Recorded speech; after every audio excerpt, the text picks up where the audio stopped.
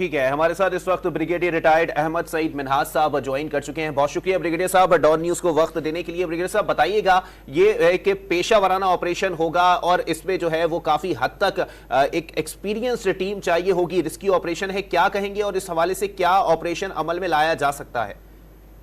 जी बिस्मिल्लाहिर्रहमानिर्रहीम। पहले तो ये टेक्निकल वजूहात की वजह से ये जो चेयर लिफ्ट ऊपर खराब हुई है और उसकी एक स्लिंग टूटी है, तो ये मेरे ख्याल में एक शुक्र है कि वो उसकी जो कैरियर है वो नीचे नहीं गिरा। लेकिन अब चूंकि आर्मी इसमें इन्वॉल्व हुई है और इस तरह की जो भी नागहानी जो कोई आफतें इस तरह की आती हैं या जिसमें इस तरह के कोई एक्सीडेंट हो जाए तो उसमें आर्मी जो है सबसे पहली रिस्पॉन्डर, दो सिविल गवर्नमेंट का होना चाहिए, लेकिन आर्मी अपनी पेशा वराना सलाहियतों की वजह से मानी जाती है और इसी सिलसिले में चीफ आर्मी स्टाफ ने एसएसजी की स्पेशल टीम को भेजा है।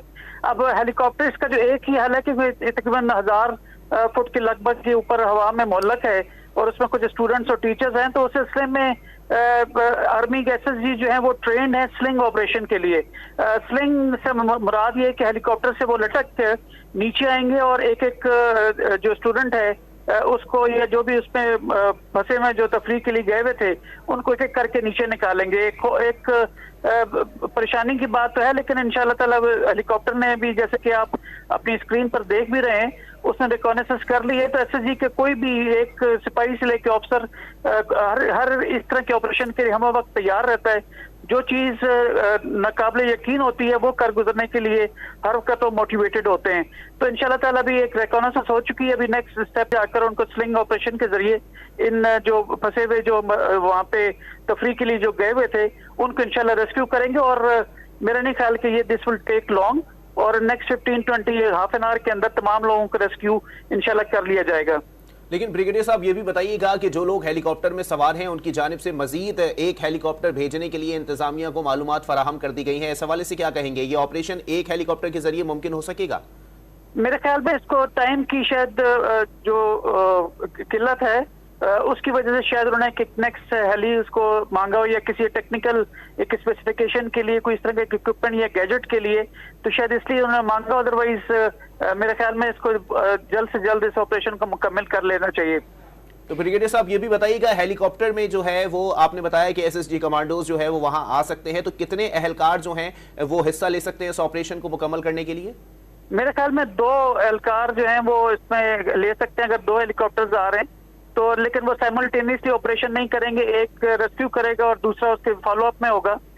तो इस स्लिंग में ऑपरेशन में सियाचिन के अंदर ये बड़ा कॉमन फिनोमेना है कि आपके हाइटेड ऐसी पोजीशंस के जहाँ पे पहुंचना पैदल मुश्किल होता है, ये नई पोस्ट एस्टेब्लिश करनी होती है। तो हमारे एसएसजी की जवान पहले भी ऐसा कर चुके हैं और इसमें खातर ख्वाह महारत रखते हैं। तो वो स्लिंग के जरिए हेलीकॉप्टर से नीचे लटकेंगे और इनको जो वहाँ पे बच्चे हैं उनको रेस्क्यू कर पाएंगे इंशाल्लाह ताला। तो ब्रिगेडियर साहब ये भी बताइएगा कि 10 बच्चे मौजूद हैं, 2 असातिज़ा मौजूद हैं और फिर ये ऑपरेशन जो है वो मुकम्मल किया जाएगा, कितना वक्त दरकार होगा इस पूरे ऑपरेशन को मुकम्मल होने में?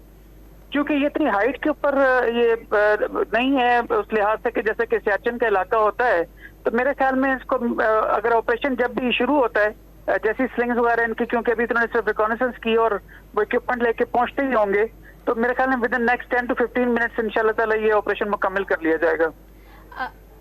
अच्छा मोहम्मद सईद साहब ये बता दीजिएगा थोड़ी सी क्लेरिफिकेशन के लिए, जैसा कि गैर मुतवाजन हुई भी है अभी इस वक्त चेयर लिफ्ट और 1 बाय 1 अगर जो इनको रेस्क्यू किया जाता है तो दोबारा से अगर इसका तवाजुन बिगड़ा तो कोई खुदा न खासा कोई हादसे का सबब तो नहीं बन सकता और या बासानी तमाम तर अफराद को रेस्क्यू कर लिया जाएगा? तकरीबन 10 अफराद हैं ये।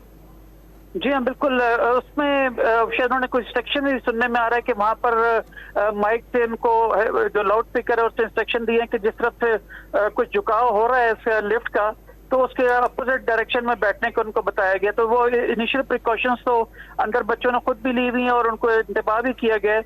और मेरे ख्याल में चूंकि स्ट्रिंग एक टूटी हुई है तो इतनी कमजोर तो नहीं होती, क्योंकि इसका मुतबादल भी होता है। जब भी चेयर लिफ्ट को आप देखें तो उसमें मुख्तलिफ वजन उठाने की उसमें काबिलियत होती है, लेकिन फिर भी आपको जल्द से जल्द इस ऑपरेशन को शुरू करके मुकम्मल करने में आफियत है, क्योंकि खुदा न खास्ता एक्सीडेंट जब होता तो वो किसी के कंट्रोल में नहीं होता।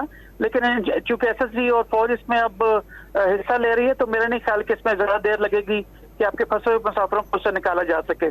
बहुत शुक्रिया ब्रिगेडियर रिटायर्ड अहमद सईद मिन्हाज साहब, डॉन न्यूज से गुफ्तगू कर रहे थे आप।